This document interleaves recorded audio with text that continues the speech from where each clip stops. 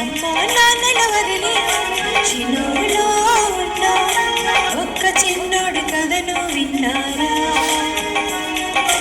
అమ్మా నాన్నల వదిలి చిన్నోలో ఉన్న ఒక్క చిన్నోడు కథ విందామా?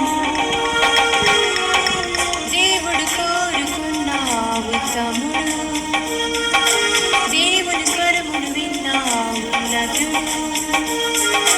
దేవుడు కోరుకున్నావు తమ్ముడు, దేవుని స్వరమును విన్నావు నటుడు. అమ్మా నాన్నల వదిలి చిలోలో ఉన్న ఒక్క చిన్నోడు కథను విన్నారా?